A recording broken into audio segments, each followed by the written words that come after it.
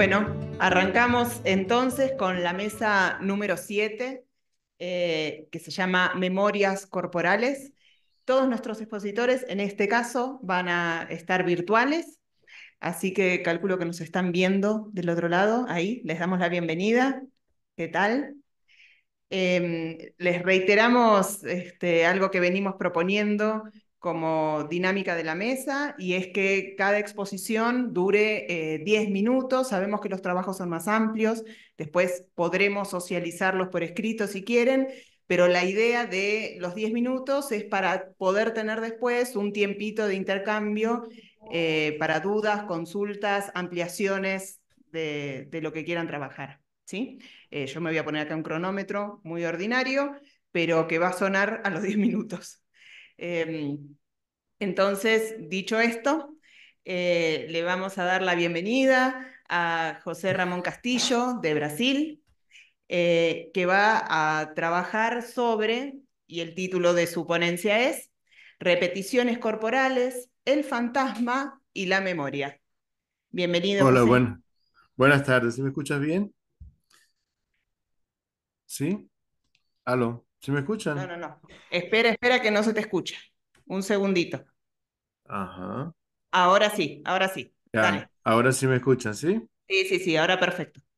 Perfecto. Entonces, esta es parte siempre estoy así agradecido de participar siempre en este congreso y de verdad que trabajar sobre el cuerpo, la repetición y la memoria es parte de una investigación que realizo constantemente, ¿no? Con el elenco de actores que trabajo acá en la frontera de Foz de Iguazú con Puerto Iguazú y Ciudad del Este. Tenemos actores de diferentes nacionalidades, además que tenemos variada, no solamente de las tres nacionalidades, sino de muchas partes del mundo. Entonces la compañía de teatro se llama Entre Fronteras y estas son algunas reflexiones que he sacado sobre ese trabajo de tratar de relacionar también un poco lo que es el psicoanálisis con la revisión del cuerpo y cómo son las técnicas actorales, ¿sí?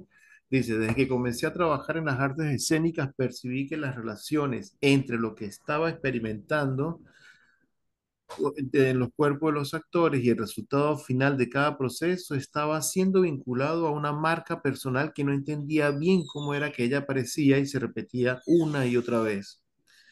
Estaba en presencia de esa repetición, de elementos del artista que lo llevan a una relación con su vivencia cultural, emocional, personal, individual, etcétera.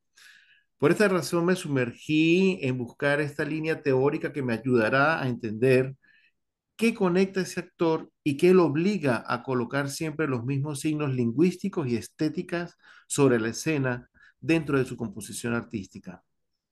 Esa marca forjada con toda su energía podría ser la que la que le llama Lacan de la letra, que es la que le marca ese cuerpo, la que hace que exista esa corporeidad, ¿sí? Que emerge desde la amalgama de experiencias conscientes e inconscientes que lo envuelven y que construye todo un universo que lo lleva a crear ciertos caminos creativos, algo que muchos consideran ese es el centro del planteamiento estético, es decir, que el cuerpo del actor siempre está en un proceso de repetición, pero ¿de dónde proviene ese sistema de repetición?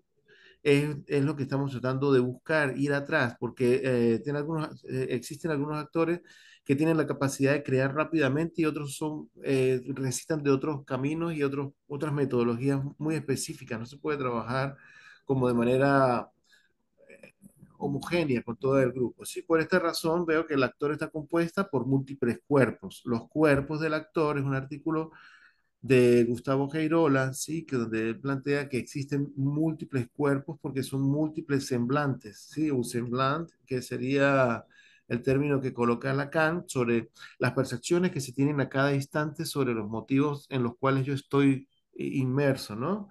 Entonces son los múltiples cuerpos que lo habitan y lo coloco solo por esta vez, así en letras mayúsculas, porque quiero hacer énfasis en esas formas en los que ellos se mueven y se expanden. Aquí al expandir el cuerpo me planteo en lo que es el planteamiento de Greimas, ¿no? Que habla sobre los cuerpos expandidos o el signo que se expande, que en el discurso actancial el receptor y el emisor tiene una línea, solo que el receptor recibe el mensaje del emisor y lo transforma en su contexto en el cual él está moviéndose, es decir, en su contexto corporal. Entonces crea una interpretación del mensaje que yo estoy enviando. Ya, y eso crea diferentes cambios semióticos a los que son expuestos los actores desde el punto de vista simbólico, imaginario, y que se van a refugiar específicamente en lo real. Que dice Lacan que lo real es lo que no podemos definir, que no sabemos qué está, pero estamos dentro de él. Y el actor le pasa eso, es decir, nosotros trabajamos, por ejemplo, cuando hacemos ejercicios de improvisación, le colocamos a los actores así, vamos a trabajar elementos cotidianos de la cultura, entre estar en la casa, estar en la calle, cruzar la frontera, porque en el caso de nosotros trabajamos con el portuñol, entonces los actores caen siempre en la trampa de crear estereotipos, estereotipos, ¿no? Es decir, el cuerpo se posiciona y crea una forma de lenguaje que ya sabe hacia dónde está. Entonces ahí es que es cuando lo real se está manifestando, es decir, aparece y aflora a cada instante lo que él quiere. Entonces lo que hacemos es crear un nuevo sistema en el cual él tenga él esté incomodado de manera que se desloque de lo que él cree que puede ser su proceso de creación, de actuación o del personaje y crea uno nuevo. Por ejemplo, nos está pasando mucho que como tenemos actores de múltiples nacionalidades, por ejemplo, tenemos de África, tenemos aquí mismo de diferentes partes de Latinoamérica y del Caribe, entonces traen como unas estructuras muy propias de esos países y las van reflejando, entonces crean como unos estereotipos y la idea sería trabajar con ese estereotipo, ver entender por qué crea ese estereotipo y luego cómo ensamblar eso en nuestro sistema de estético. Por ejemplo, en el caso de nosotros tenemos un espectáculo que se llama Vagamundo, donde Vagamundo es un espectáculo que ya está en temporada desde hace 5 años. Trabajamos lo que son las fronteras porque somos seres fronterizos y la compañía está formada por todos somos migrantes, ¿sí? Todos somos de diferentes partes, tanto de Brasil como de diferentes partes de América Latina, como en el caso mío, que soy de Venezuela y vivo aquí en Foz de Iguazú desde hace ya mucho tiempo, ¿no? Entonces, trabajo y cuando nos movemos siempre vamos incorporando personas. Por ejemplo, ahorita tenemos una persona que es de Senegal, otra que viene así, tiene de muchas partes y que son también de aquí mismo de Brasil. Entonces, crear ese sistema de cómo crear el estereotipo y cómo lo vamos a ensamblar dentro de las poéticas que estamos trabajando. Tal vez es una cuestión muy simple, ¿no? De trabajo actoral, pero lo que más me interesaba era saber de dónde viene esa parte. Entonces, creo que Lacan me está dando esa posibilidad de entenderlo, ¿no? Lo más seguro es que después de colocar en cuestionamiento estas reflexiones surjan más preguntas sobre los procesos donde los cuerpos se posicionan. Por eso la idea gira en torno a 3 puntos específicos que es lo que se basa este trabajo y los voy a ir para ir ya cerrando porque estamos sobre el tiempo, ¿sí? El primero es que el cuerpo del actor y su proceso interno depende de un sistema de memoria y espacio, es decir, él toma la memoria y con el espacio se va detonando todos esos espacios de memoria, como el caso de la pizarra mágica de Freud, ¿no? Que ya la mayoría de nosotros sabemos cómo es que funciona eso, que son recuerdos que van quedando ahí y lo utilizamos para crear una dramaturgia corporal. El segundo punto es que tenemos una relación de los cuerpos de los actores con el contexto donde ellos se mueven y por eso vamos a tener una recepción dividida del semblante, es decir, que el semblante de cada uno de ellos se gira y se adapta de acuerdo a la condición de que él tiene como actor y se crea una posición gozante utilizando la terminología lacaniana, ¿no? Y por último, tenemos que los cuerpos se exploran a sí mismos y se abre una perforación, es decir, lo real se perfora y aparece el fantasma, es decir, la repetición de la repetición del gesto. Por eso muchas veces dicen, bueno, pero ¿por qué siempre están hablando de la misma temática? Tal vez porque el fantasma goza y va trabajando, por ejemplo, ¿por qué trabajan siempre en portuñol? Es porque regularmente siempre el fantasma está jugando a eso y no solamente trabajan los actores en individual, sino que se arman en grupos. Entonces, esas relaciones interpersonales entre el grupo crea lo que es el fantasma que se regocija. Entonces, en esos 3 puntos se va a mover todo este trabajo y después voy a dejar así abierta una pregunta sobre es, ¿podemos jugar con el fantasma o incomoda para el proceso de creación? Bueno, muchísimas gracias. Eso es parte de un recorte simplemente de esta investigación que está avanzando con bastante a través de toda esta teoría del psicoanálisis y otros autores que estamos trabajando para poder teorizar sobre lo que estamos haciendo. ¿Ok? Bueno, muchísimas gracias. Muchísimas gracias a vos, José, muchísimas gracias. Eh, bueno, vamos a dejar, como decíamos, las consultas, los comentarios y las preguntas para el final. Y vamos a dar entrada a Max Fabiano Rodríguez de Oliveira, también de Brasil, también con su título en portugués, y como yo ya me nacé, como mi pronunciación es horrible, lo voy a decir en castellano. El trabajo de Max es Cuerpo, Memoria, Autobiografía y Teatro Documental, una construcción escénica del espectáculo de Cartas de Darcy Ribeiro. No sé si está por ahí, Max.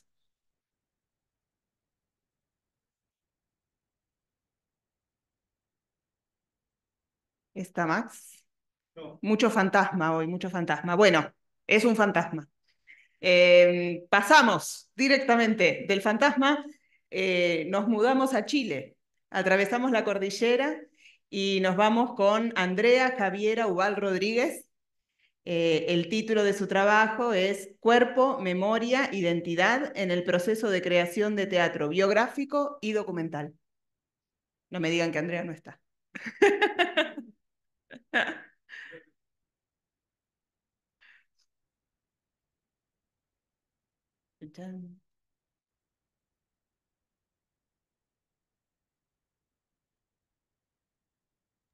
Aquí estoy. Ahí, ahora te vemos. Muy bien, Andrea. Bienvenida. Gracias. ¿Se ve mi diapositiva? Está en proceso, pero si Ah, ya. querés, vos arrancá hasta que nosotros podamos verla. Están los chicos de técnica haciendo su magia.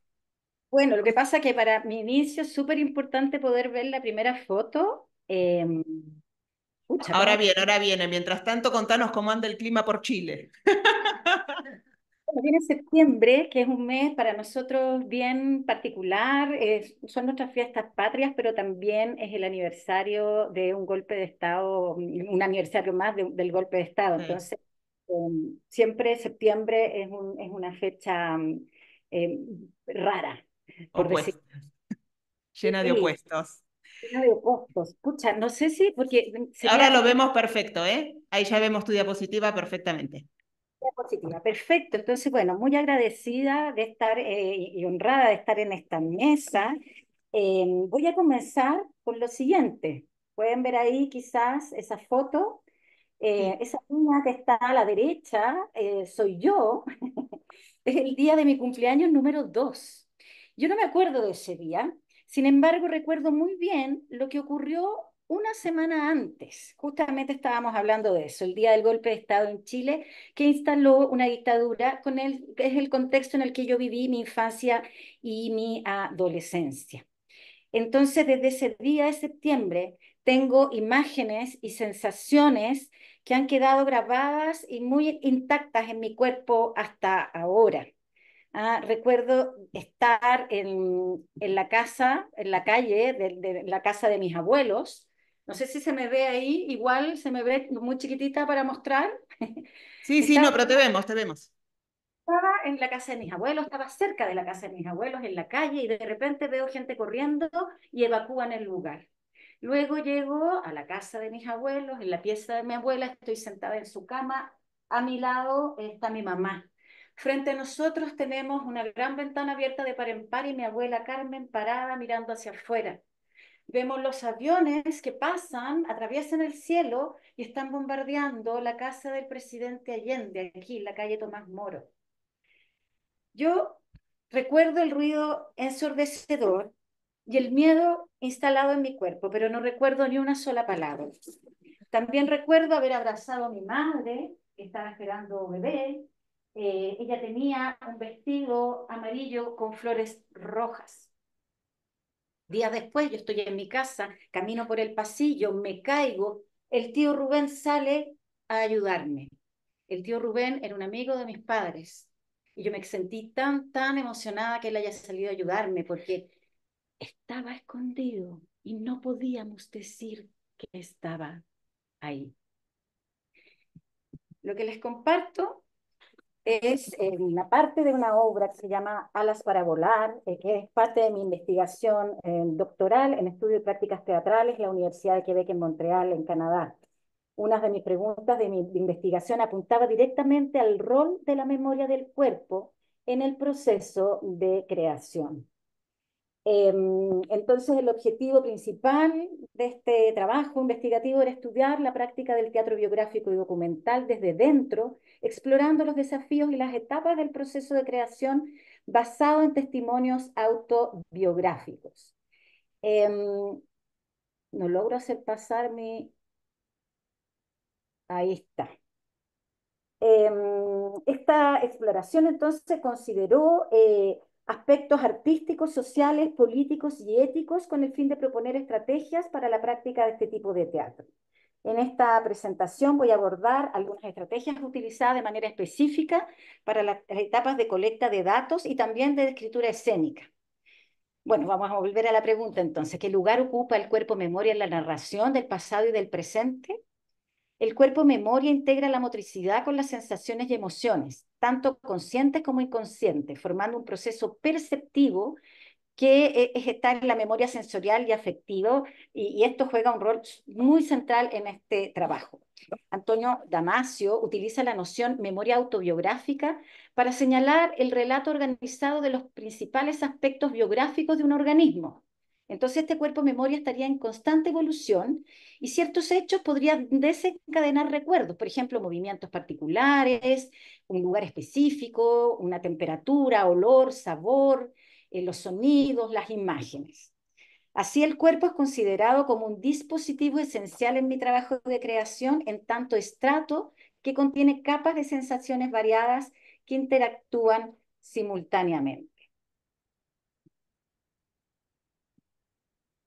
Esta obra entonces, en la cual trabajé con mi madre, María Eugenia, y mi hija, Gabriela, aquí me centré en el tema de la memoria familiar intergeneracional, guiada por las siguientes preguntas de creación.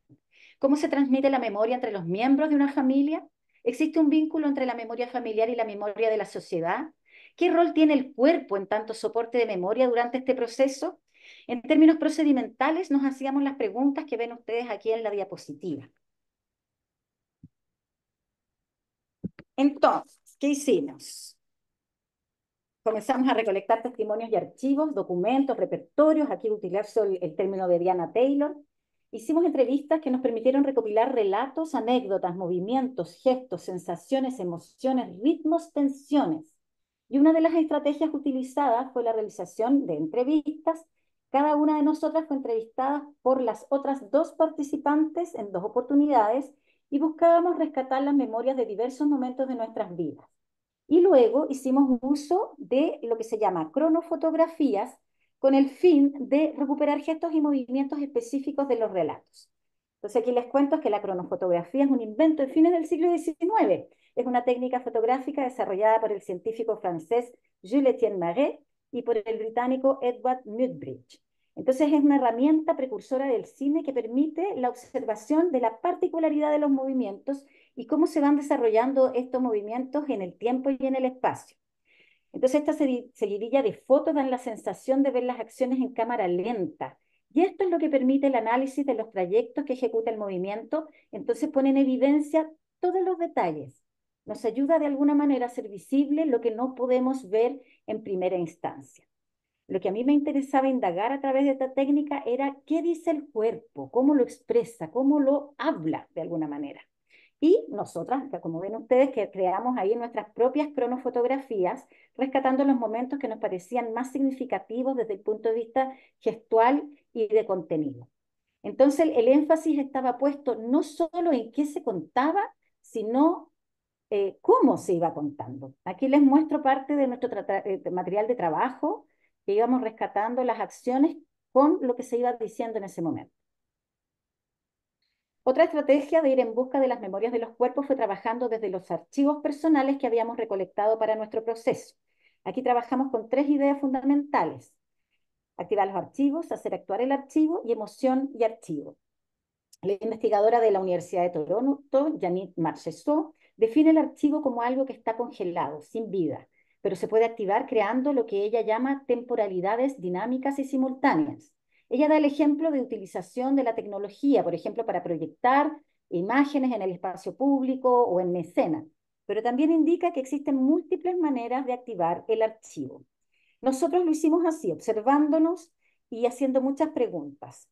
¿Cuál es la historia de esta foto? ¿Podríamos reproducir el momento que expresa la foto? ¿En qué estábamos en ese momento? ¿Qué pensábamos? ¿Qué sentíamos en ese instante? Yannick Hofer, actor y director e investigador francés, habla de hacer actuar los documentos, es decir, los confronta a una enunciación específica y los pone a dialogar con los lenguajes de la escena. Esto implica un trabajo de selección, edición y traducción. Se trata de entender este documento y transmitir su contenido, ya sea literalmente o en forma de representación. Y finalmente consideramos el trabajo de Limay y Klein, que son dos investigadores de la Universidad de Montreal, con respecto a la relación de los archivos con la emoción. La lectura emotiva del archivo suele verse respaldada por características propias de los documentos, y estas son tres: autenticidad, dimensión material y la evidencia del paso del tiempo. El denominador común que tienen estas características es su capacidad de evocación. Aquí les muestro algunos de los ejercicios que hacíamos. Bueno, el trabajo con los archivos, la idea de hacer todo esto era dejarlos hablar, dar espacio para que los archivos pudieran expresarse, activarse, ponerse en diálogo con nosotras, nuestros recuerdos y el presente. Así fuimos recuperando fragmentos de memoria luego de un trabajo de experimentación escénica, selección y organización de los materiales, y que después ya nos permitió escribir la escena, y ya trabajamos con escritura escénica que nosotros llamamos corpografías. Ese concepto significa dibujar, escribir con el cuerpo, y es de Paola Bernstein-Jacques, que es una arquitecta e investigadora brasilera, y ella utiliza este concepto relacionado a la corporografía urbana, que es lo que ella estudia. Entonces ella desarrolla esa triada cuerpo, ciudad, performatividad. Establece una relación entre el cuerpo urbano y el cuerpo ciudadano basada en la investigación de la errancia como un tipo de apropiación del espacio público. Las trayectorias de las personas en la ciudad activan o reactivan espacios que en algunos casos no se utilizan como fueron proyectados. Si bien esto viene, entonces ella es urbanista, viene de la arquitectura del espacio público, para mí era súper traspasable a el tema de la escena, de escribir la escena. Entonces, bueno, ella trabaja también con la idea que existen ciertas sensaciones relacionadas con la memoria que se activan cuando los cuerpos se desplazan por los lugares donde se produjeron acontecimientos de la historia personal y social. Algo parecido a lo que hicimos nosotros con las entrevistas y la activación de archivos. Entonces veo esta metodología como una forma de dar voz al cuerpo y es traspasable a la idea de escribir la escena. Me queda... Discúlpame, ya pasaron los 10 minutos, así que estaría bueno que, si podés Estoy pasar a las pensando, entonces, conclusiones. la conclusión es que, bueno, tenemos nosotros cuerpos que se mueven, que respiran, fuimos trabajando la conexión de la memoria y, bueno, en conclusión, este proyecto no solo explora el proceso creativo en el teatro biográfico documental, sino que también profundiza en las dinámicas de transmisión de la memoria en contextos familiares y sociales, abre una vía para entender cómo el cuerpo, en tanto soporte de memoria y archivo, contribuye a la perseveración y transformación de las identidades a lo largo de generaciones, proponiendo una reflexión sobre la relación entre la memoria individual, la memoria familiar y también la memoria colectiva. Y aquí tengo, este es como el resumen de mi trabajo realmente de doctorado, que es mucho más amplio de lo que he podido compartir con ustedes esta mañana. Gracias. Muchísimas gracias, muy interesante, muchas gracias.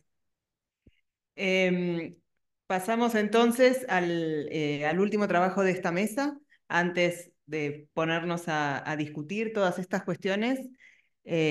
Nada, yo sigo haciendo miles de anotaciones. Y seguimos con Daniela Fajardo Botache, de Colombia, y su trabajo es Necropoética, Cadáver, Poiesis y Memoria. Hola, buenos días, ¿cómo están? ¿Qué haces, Daniela? Todavía no te vemos, te escuchamos. Ahora sí. No sé, déjenme tantito, intento compartir pantalla, por favor. Me avisan si la están viendo, porritas. Un segundito, estamos en eso. Tranquilo, me avisan cuando lo vean desde allá. Bueno, vos podés contar. Ahí está, perfecto. Ahora ya vemos. Dale. Gracias. Como bien dices, el título de esta ponencia es Necropoética, Cadáver, Poiesis y Memoria. Quiero iniciar con este epígrafe de Iliana Diegues. Ya ni siquiera podemos decir me quiero morir, sino que otros deciden el momento y la forma macabra de dar muerte. La presente ponencia se instala en el siglo XX, en particular en el periodo historiográfico conocido aquí en Colombia con el nombre de La violencia en mayúsculas. Este es el espacio bajo el cual se ubica la obra plástica Corte de Florero del artista colombiano Juan Manuel Echavarría. Esta ponencia pretende abordar el lugar de la creación, la estética y la memoria en contextos históricos caracterizados por ser necropolíticos. Para ello planteo el concepto de necropoética, que no es más que la respuesta ética, estética y política ante la muerte endémica.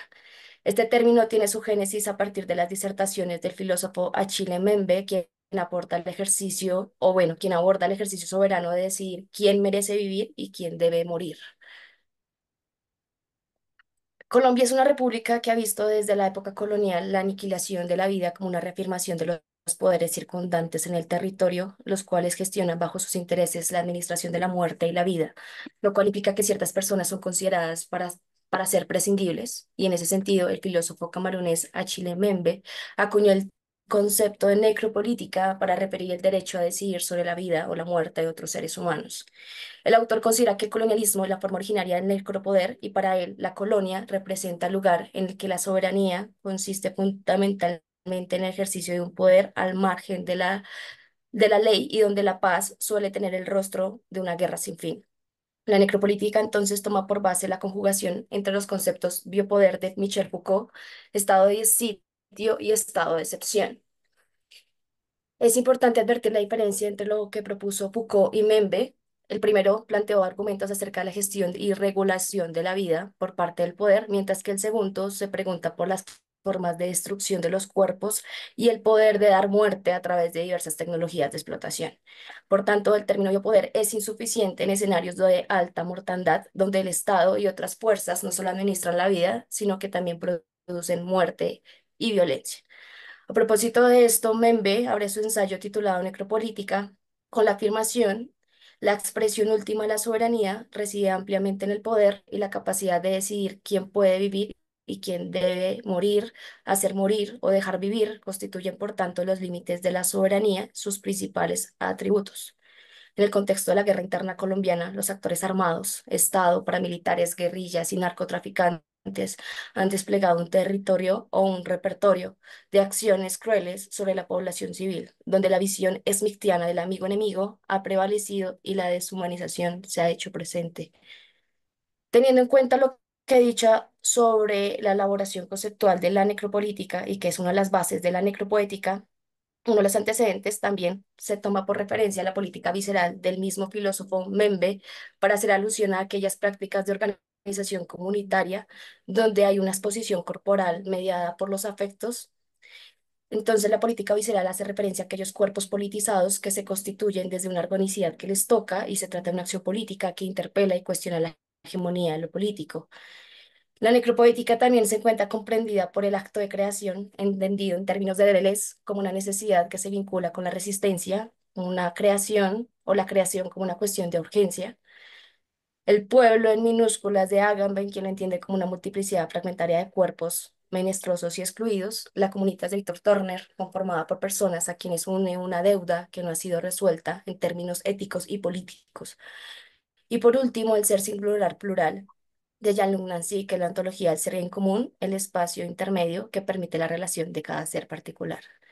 A este entramado como de antecedentes de lo que es la necropoética se suma Walter Benjamin con su noción o sus teorías acerca de la alegoría, que son representaciones que muestran la fragmentación y la petrificación fugaz de lo decadente del continuum histórico. Entonces, la alegoría es una forma de acceder a la verdad, según Benjamin, a través de la representación simbólica de la realidad. En ese sentido, la necropoética debe entenderse en términos alegóricos, en tanto que la estética construye una metáfora política donde diferentes temporalidades e historicidades confluyen, develando la construcción de una hegemonía sostenida sobre los muertos o los vencidos. Frente a la necropolítica, la necropoética se erige no solo como un recurso estético, sino también político, siendo la alegoría capaz de representar el devenir decadente de un poder mortífero, las espectralidades que fueron reducidas a desechos, las ruinas de una realidad donde la vida es abandonada y la permanencia de la existencia condenada a la voluntad de otros hombres. Corte de Florero, el artista colombiano Juan Manuel Echavarría, fue creada en 1997 y la obra es una pieza visual conformada por 32 fotografías a blanco y negro. Cada imagen tiene una denominación que la acompaña en latín, haciendo alusión a las flores que fueron dibujadas en la Real Expedición Botánica en el Reino Nuevo de Granada, en nuestro territorio. Pero cada persona, el espectador, al observar la obra, se da cuenta que no son flores, sino que son huesos humanos compuestos a maneras de flores. El nombre de la obra evoca las prácticas de modificación post-mortem realizadas en el periodo historiográfico conocido con el nombre de la violencia, con mayúsculas, empleado este término para distinguir este enfrentamiento o esta guerra de los acontecimientos y los conflictos del siglo XIX aquí en Colombia. El artista tuvo el interés por investigar este fenómeno de las prácticas de visceración, de la violencia y las mutilaciones que sufrían los cadáveres, ya que de niño en Medellín escuchaba historias sobre las prácticas de visceración ocurridas en los años 50. Además de esto, desde su primera serie fotográfica denominada Retratos y creada en 1996, Echevarría decidió dedicar su campo de creación a la construcción de metáforas sobre la violencia. En sus palabras, y acaba, lo cito a él: estos maniquíes fueron la piedra que cayó en mis aguas quietas. Al fotografiarlos, entendí la dirección que mi trabajo debía tomar: explorar la violencia a través de la metáfora. Cierro comillas ahí. Como ya mencioné, el tiempo histórico bajo el cual se enmarca la obra es la violencia. Este periodo estuvo marcado por una confrontación armada entre campesinos del Partido Liberal y campesinos del Partido Conservador. Algunos historiadores consideran que esta fue una guerra civil no declarada con implicaciones políticas, económicas y sociales, y este conflicto surgió a inicios del siglo XX y concluyó en 1958 con la instauración del Frente Nacional. Algo que distinguió a la violencia con mayúsculas fue la extrema brutalidad y las prácticas como decapitaciones, desmembramientos, violaciones y masacres. Los cuerpos de los opositores políticos eran reducidos a simples restos y no solo se ritualizaba la muerte y se desconfiguraba el cuerpo, sino que los cadáveres se exhibían públicamente para aleccionar a los miembros del partido político al que pertenecía la víctima. De manera que el binomio amigo-enemigo ha estado presente desde el mito fundacional de Colombia, primero realistas patriotas, luego centralistas federalistas y ahora en ese entonces conservador y liberal. Esta percepción externa del otro, concebido como un enemigo, termina por otorgar el poder para decir si ese enemigo imaginarizado merece vivir o merece morir. Lo anterior es el resultado de la permanencia de la estructura colonial en un contexto que se consideraba democrático. Sin embargo, evidencia cómo se ejerció un poder que intentaba imponer una corriente política sobre otra, sobre la visión del Estado, sobre el control de las tierras y las clases populares. En ese orden de ideas, teniendo en cuenta lo mencionado hasta este momento, la propuesta de Echevarría destaca la intervención y fragmentación de los cuerpos ocurridos en la época de la violencia sin caer en la reproducción misma que para ese momento existía y sin el anestesiamiento ni la espectacularización del dolor. Si bien es cierto, durante la guerra bipartidista surgió una estética muy de la crueldad caracterizada por representaciones visuales dadas por la mutilación de cadáveres y su exhibición en espacios públicos. En Corte de Florero, las flores despojos simbolizan la muerte y el sufrimiento en un territorio que durante siglos ha normalizado la negación de la vida.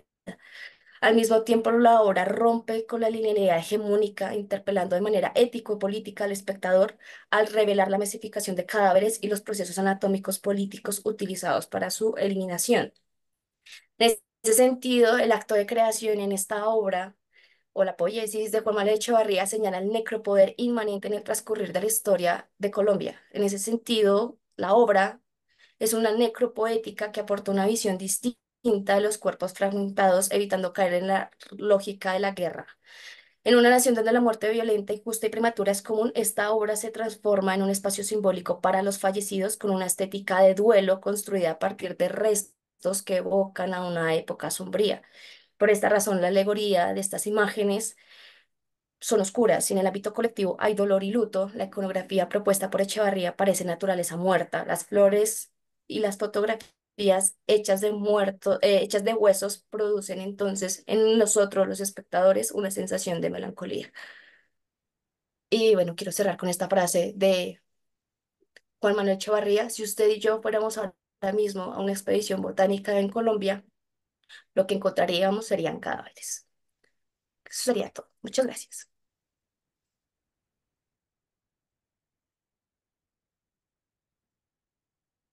Bueno, les agradezco muchísimo a los integrantes de la mesa. Si los podemos poner todos, estaría genial para ponerlos en pantalla.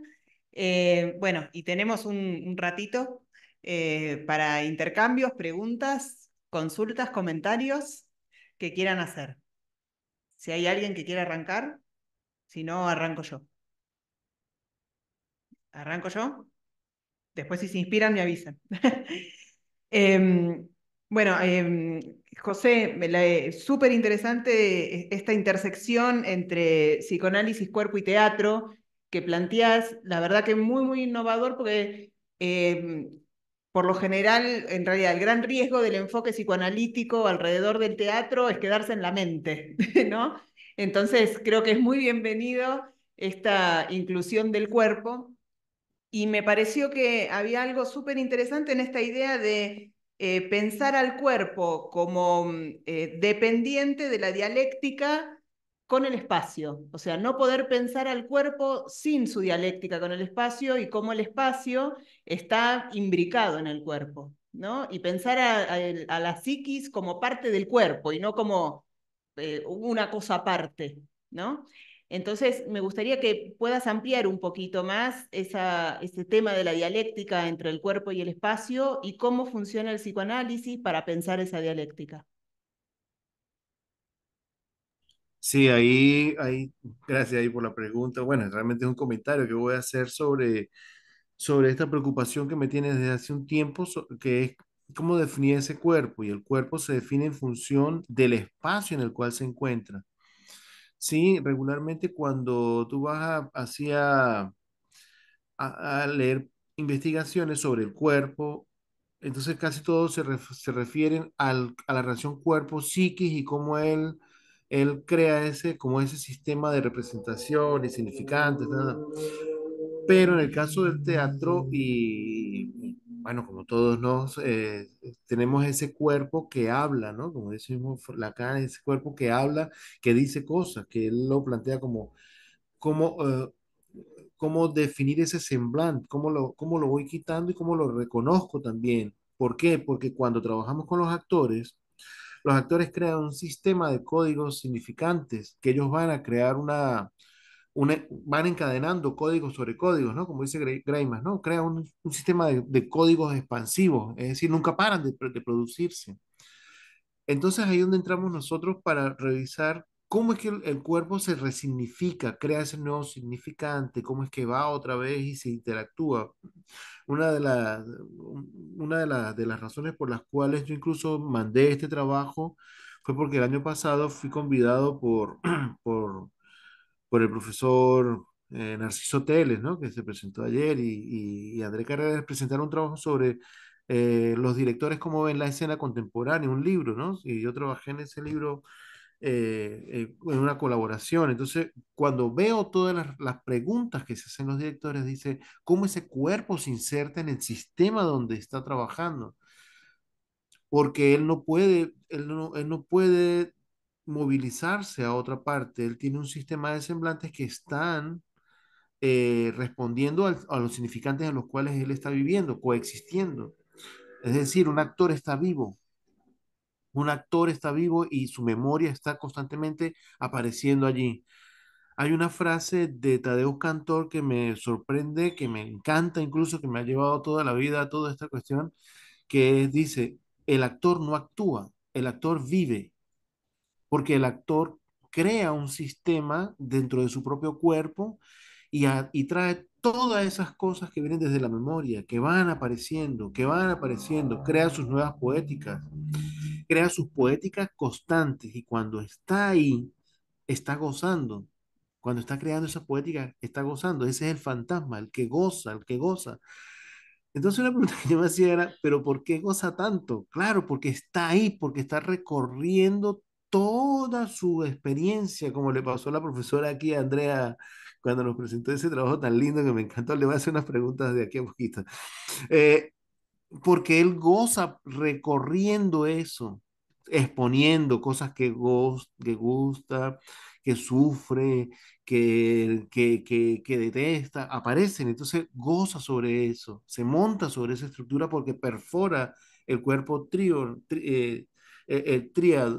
¿cómo es? A corporeidad tríada que dice Lacan, lo simbólico, lo imaginario y lo real lo perfora y goza sobre eso. Entonces, siempre vamos a entender que para que usted, incluso eso se lo digo yo a mis alumnos aquí de dirección y de actuación, le digo, ustedes para que comprenda, para que un espectáculo funcione, ustedes tienen que conocer el contexto donde se mueven, tienen que saber con quién están trabajando. Yo no puedo contratar a un actor porque la cara era bonita o fea.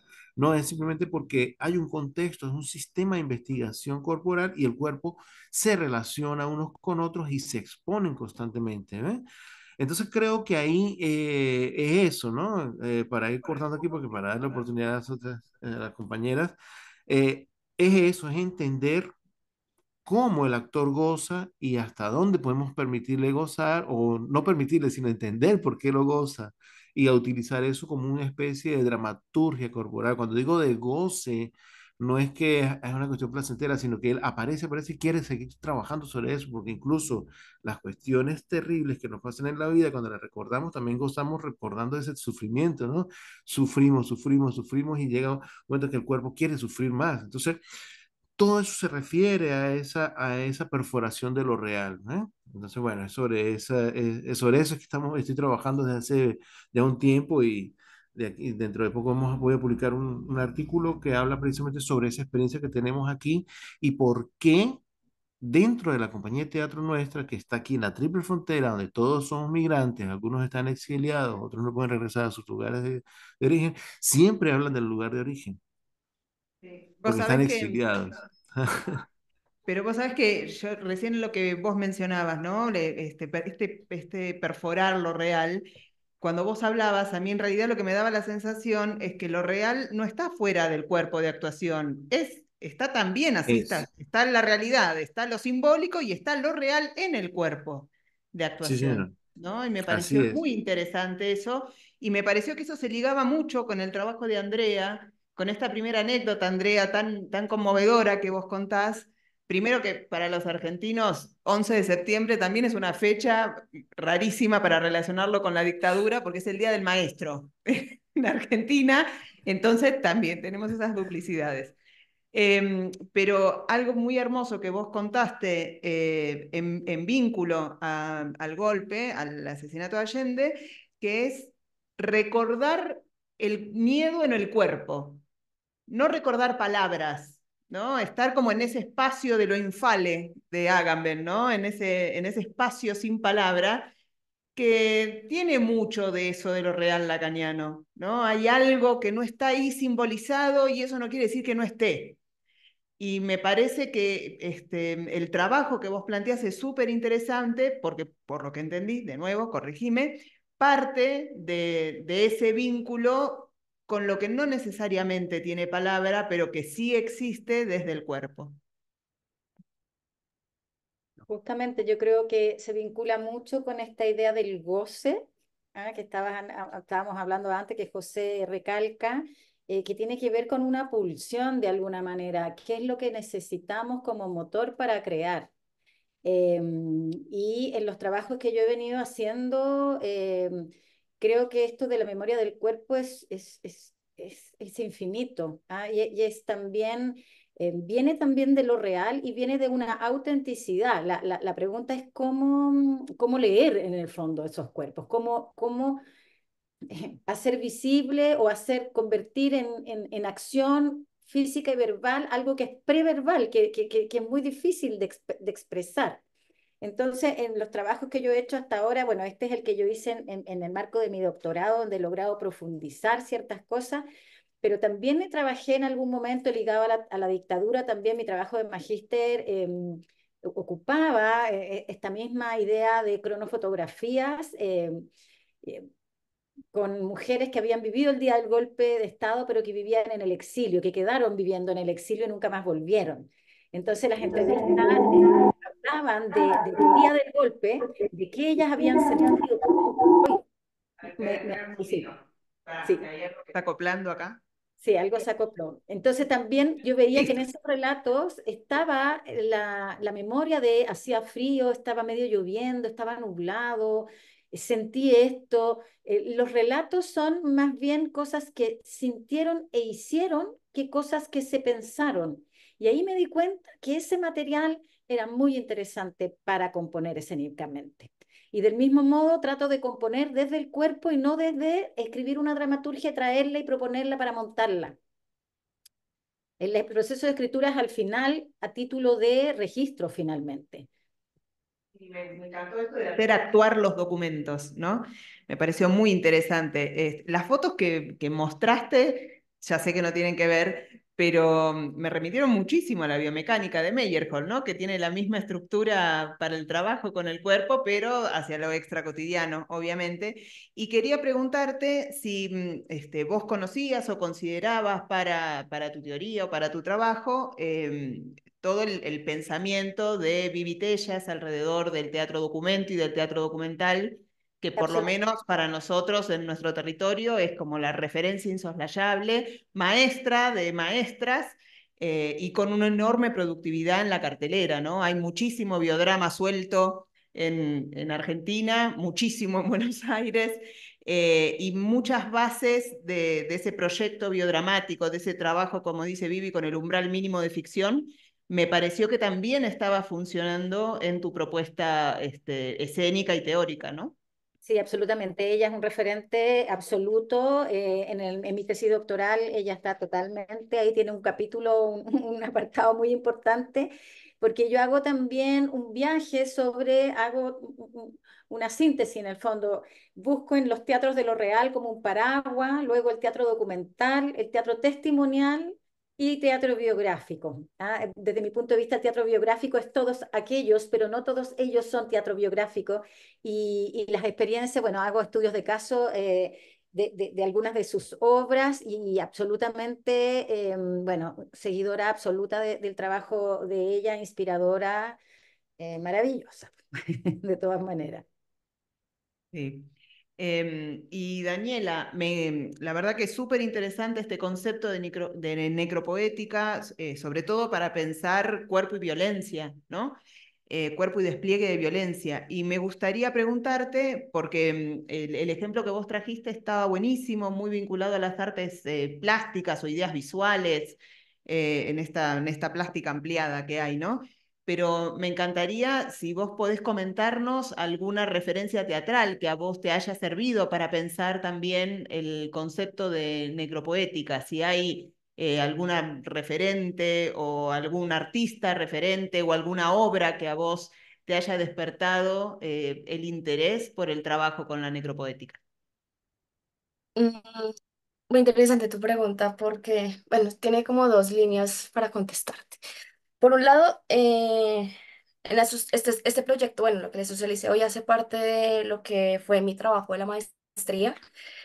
Y Fernanda del Monte, que es una reconocida pues en el campo teatral acá en Latinoamérica, fue una de mis jurados y ella mencionaba que yo estoy poniendo en tensión algo y es volver a traer la alegoría cuando de Benjamin, o sea, yo traigo la alegoría de Benjamin, pero ella decía volver a hablar de la alegoría cuando hoy, muy por la línea de Andrea y José, lo que está es lo biográfico. Sí, como el testimonio, lo documental, es lo que está en este momento. Traer algo que simbolice no esto precisamente, sino la metáfora del testimonio. Es extraño, es extraño hoy en día pensar en eso, ya porque se cree que es una conversación que fue superada, ¿no? Y la segunda línea es que para mi proyecto de la tesis, uno de los capítulos fue la escritura dramatúrgica del testimonio de mi abuela en la época de la violencia, pero lo que yo hice fue pues se podría decir, una combinación entre lo alegórico propuesto por Benjamin, desde la figura de la necropoética, y el testimonio per se de mi abuela. Entonces, básicamente lo que estoy quizás proponiendo es una combinación entre lo uno y lo otro. O sea, no creo que lo uno reduzca lo testimonial y no creo que lo testimonial sea, pues merece también metaforizarse. Entonces, estoy haciendo como un mix ahí. Estoy en ese campo, tratando de averiguar a dónde llego. Sí, vos sabés que tu trabajo me hizo acordar ayer a la noche, vimos una obra extraordinaria que es Negro de la Congregación Teatro, allá en el auditorio, y aparecía, digo, tu trabajo me hizo acordar mucho al despliegue escénico de la congregación, en donde se intersectaban todo un despliegue testimonial en relación a denuncia social, a trabajo sobre el racismo, etcétera, pero con dos personajes protagónicos que se llamaban Futuro y Silencio. ¿No? Entonces, digo, son nombres que claramente son nombres deícticos y que le daba a la obra también una dimensión alegórica. Eran dos personajes que a través de estos nombres podían también pensarse como personajes alegóricos, ¿no? Sobre todo porque en el final se cambian los nombres. Entonces, me parece que este ida y vuelta entre el testimonio y la alegoría que vos estabas trabajando, lo habíamos visto ayer. No sé, tu trabajo me ayudó también a pensar el trabajo de la congregación, ¿no? No sé si alguien estuvo ayer en la función, no sé si están de acuerdo, pero fue un trabajo realmente maravilloso, así que excelente. Bueno, no sé, tenemos un ratito más, ¿eh? No sé, no mucho, pero ¿qué? ¿A mí? Bueno. Ah, genial. Acá, perfecto. Preguntas del público que está por Zoom. Liliana Alzate dice, saludos para todos. Si ven en sus trabajos el concepto del cuerpo, pregunta, si ven en sus trabajos, es pregunta para los tres, el concepto del cuerpo fronterizo como espacio de teatro originario. Eso pregunta Liliana.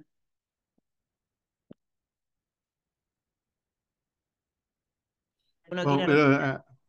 la cuestión del teatro pues, fronterizo tiene varias aristas, ¿no? Incluso para llegar al teatro originario, porque el teatro de frontera, por ejemplo, que es la línea que trabajamos nosotros, el teatro de frontera puede ser la frontera física como territorio y poder de un sistema complejo, ¿sí?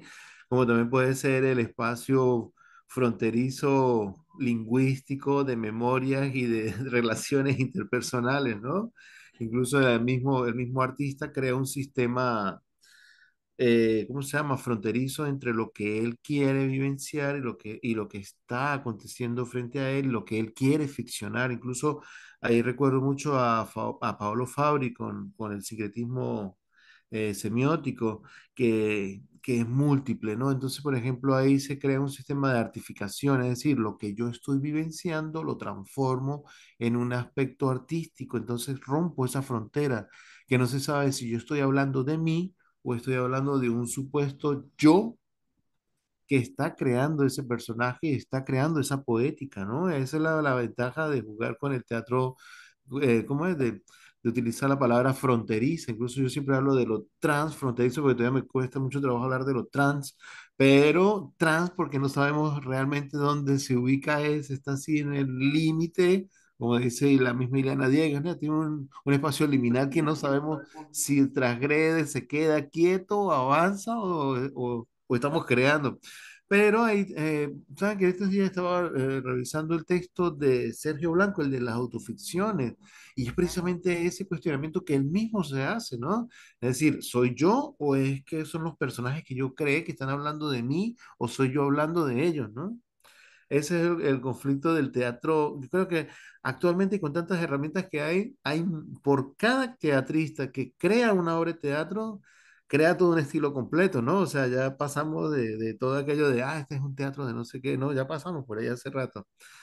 Sí, creo que eso es lo que nos ayuda a ser más auténticos, buscarnos dentro de nosotros mismos nuestras vivencias, nuestras historias y nuestras mismas ficciones. Sí, es capaz el yo soy otro de la poesía, ¿no? Sí, sí. Yo soy el otro de Valerí, totalmente. Em, ¿Alguien quiere hacer? Sí, dale. Buenísimo. Para que te alcance el micrófono, así escuchan en el Zoom. Gracias. Buenos días. Muchas gracias. Esta pregunta pues específicamente es para Daniela por el contenido de su ponencia. Recordemos que Luis Caballero, nuestro gran pintor, utilizaba modelos muertos para sus pinturas con las fotografías de periódicos amarillistas, ¿sí? Cuando eso no existía este concepto de la necropoética, pues estamos hablando de los 80 y los 90. Pero la pregunta específica a Daniela, porque me interesó muchísimo el contenido de su ponencia, es ¿qué papel juegan las víctimas en este proceso de testimonio y alegoría que incluye pues la definición de necropoética? Y la pregunta va dirigida pues precisamente a eso. ¿Hasta qué punto victimizar, normalizar, revelar o hacer apología del crimen incluye la víctima? Porque si yo veo huesos en unas flores, pues estos huesos son de humanos y están identificados. ¿Cómo aceptar una víctima que tengo frente a mí una flor hecha con los huesos de mi hijo o de mi madre? ¿Cómo ha trascendido el arte esa significancia sin que haya de pronto una agresión ya personal? Sería como alrededor de eso, Daniela, el concepto de la pregunta. Mm, gracias por tu pregunta. Yo creo que quien puede darnos una respuesta al respecto es María Emma Wiltz. Yo escuché, y de hecho ya hizo una ponencia y creo que también tiene un escrito sobre los niveles de relacionamiento entre el artista, la víctima y la obra de arte. Entonces, ella menciona mucho que el lugar, o pues no sé si hasta qué punto el deber ser, pero estamos hablando del lugar ético del artista, es un trabajo abierto, directo con la víctima, donde haya un trabajo en conjunto. Si bien es cierto, hasta cierto punto se puede considerar una estratificación, una sacar información de algún lado para transportarla al campo del arte. La víctima tiene que también tener algo de vuelta. Y en este caso me acuerdo mucho del caso de Iliana Diegues, perdón, Erika Dietes. Es que Iliana Diegues estudia mucho Erika Dietes, por eso las cruzo. Erika Dietes con su última obra, Relicarios.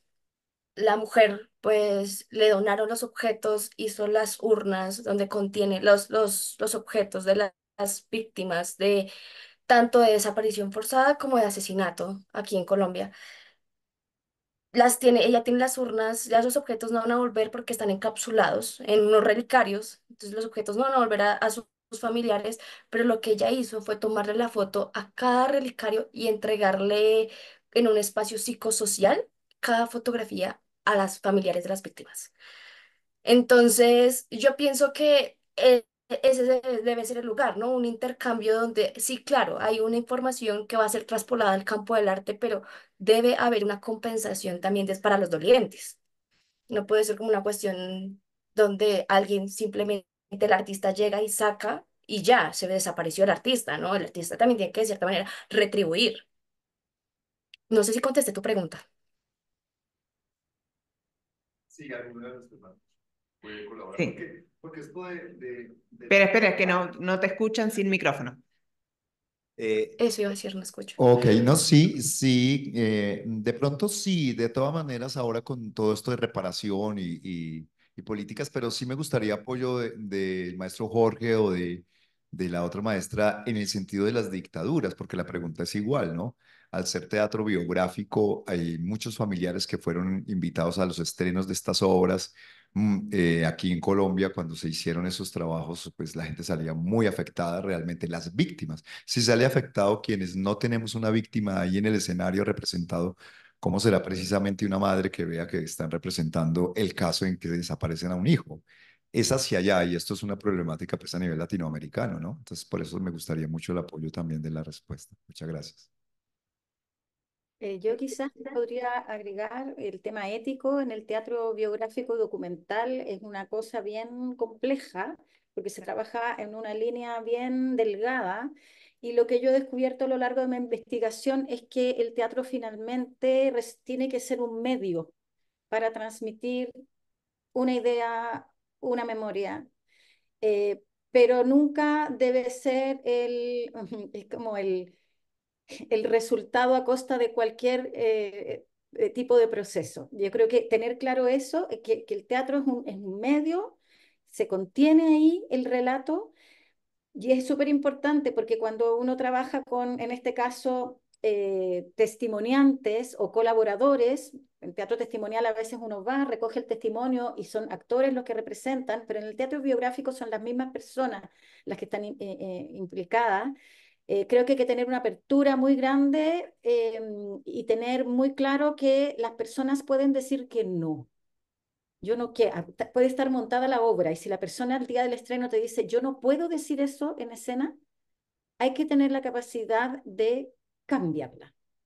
Es más importante el bienestar de esa persona que la calidad o la obra como uno la había pensado.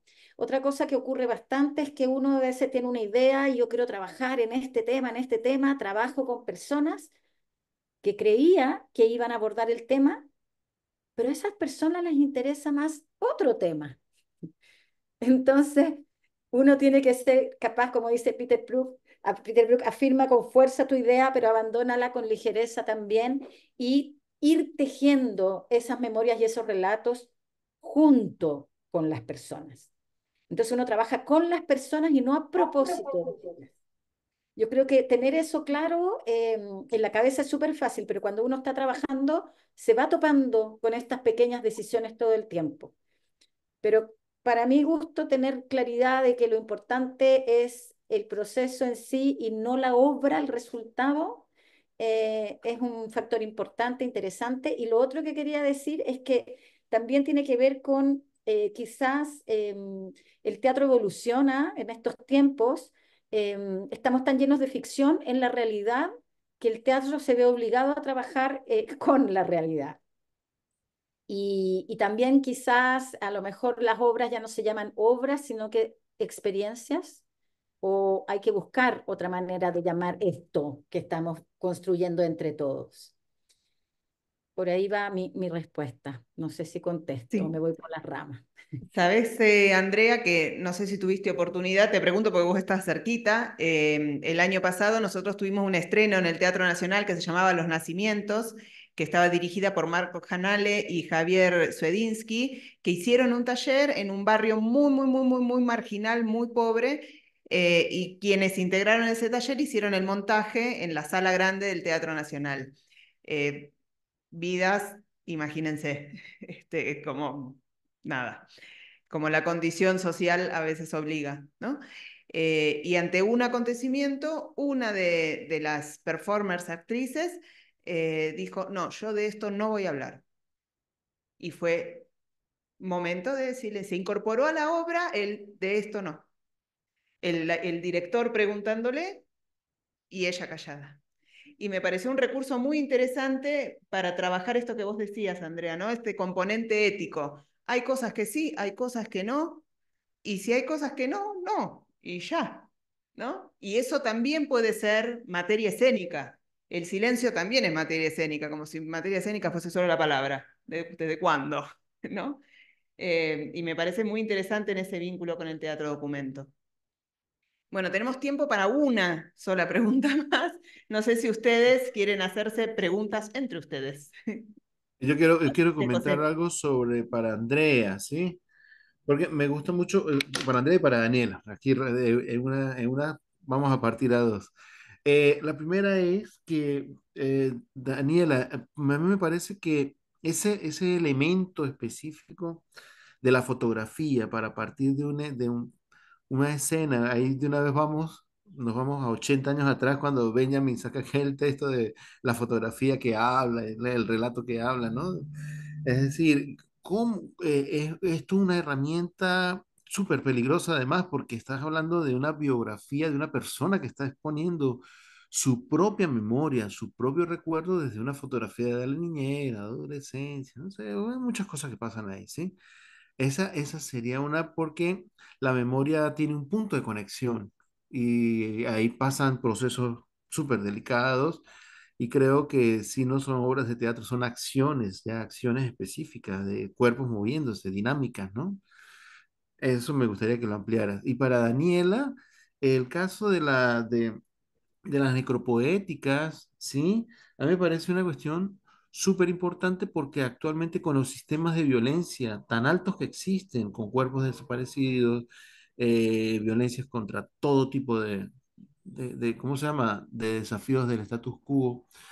Entonces se crea todo como una poética de cuerpos ausentes completos que van a retornar de una memoria que la reconstruye es el artista en función de, porque es como la visión que va a tener el artista específico sobre esa memoria, es decir, tú puedes entrevistar 4, 5, 10 víctimas de desaparecidos, ¿no? Como yo trabajé casi por 10 años en la frontera México-Estados Unidos y los testimonios era una cosa que terminamos, era no reproduciendo específicamente eso, sino que creamos como unas metáforas sobre cuerpos desaparecidos. Entonces la necropoética te lleva a eso, o tomas la alternativa de ser gráfico o creas un sistema para entrar en conversación con el otro que va a escuchar eso, porque es difícil para llevar eso a una comunidad que fue totalmente devastada con 100 desaparecidos en un año y podemos hablar ahora sobre desaparecidos, ¿no? Entonces ahí están las dos preguntas, ¿no?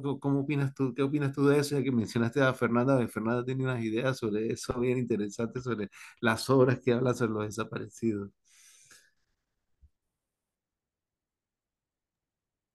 ¿Contesto o contestas, André? Ok,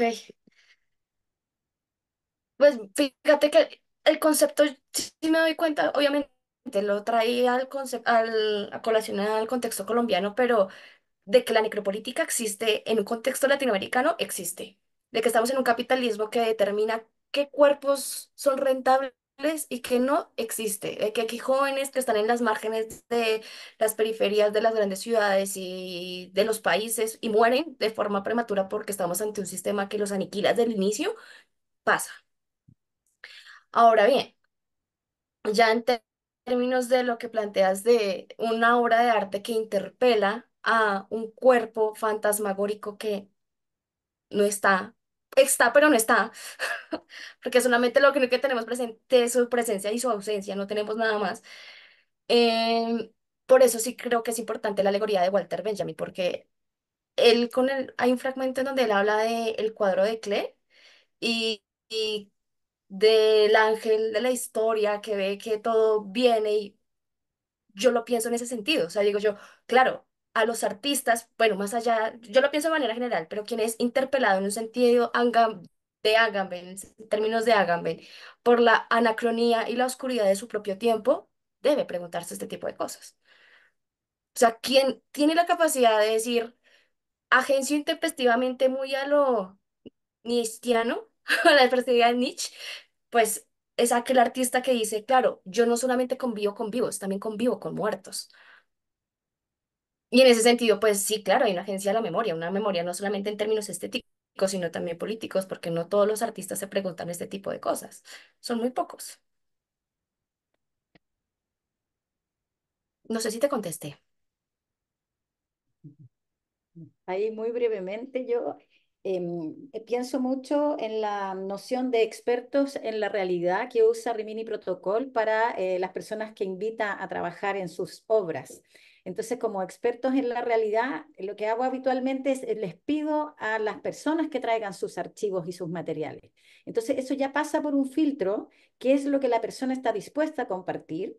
Y pasa mucho que en la sala de ensayo, en la sala de experimentación, en el fondo, ocurren cosas.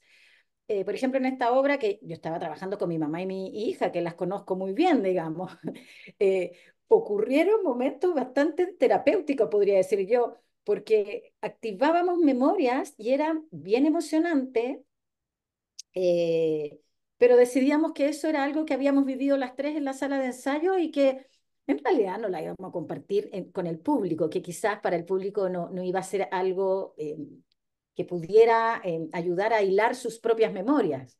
Entonces, claro, uno está todo el tiempo experimentando, buscando, y yo diría que es como la punta del iceberg realmente el montaje final.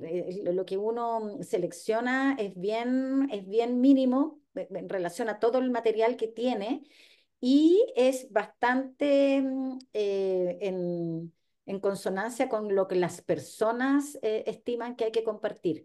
Entonces, cuando uno realmente establece un espacio seguro para trabajar, em, hay margen, digamos. Y también creo que hay que tener mucho ojo que si bien yo ocupo la palabra es terapéutico, yo como actriz o directora o investigadora no soy terapeuta. Entonces tengo que tener mucho cuidado de no entrar en lugares donde no puedo manejar la situación. Em, Hasta el momento es un poco intuitivo. Yo sé frenar ciertos temas, pero no, todavía no encuentro la respuesta más, más académica de poder lidiar con eso. Otra opción es traer al equipo a alguien, algún psicólogo, alguien que pueda trabajar de manera más interdisciplinaria en los proyectos. No he llegado a eso todavía. Bueno, súper interesantes, la verdad que les agradezco un montón la participación. Tenemos que cortar ahora porque en 2 segunditos, mientras abren acá, vamos a tener la conferencia de Mauricio Cartún, Cuerpo y Corporación. Estén atentos a sus correos electrónicos porque Mauricio acaba de compartir un texto. Y esta conferencia va a ser en diálogo con Jorge Dubati, así que hay que hacer todo un preparativo técnico acá. Así que bueno, agradecerles enormemente José Ramón Castillo, Andrea Javier Oval Rodríguez y Daniela Fajardo Botache por sus trabajos muy, muy, muy estimulantes para pensar el cuerpo y el teatro.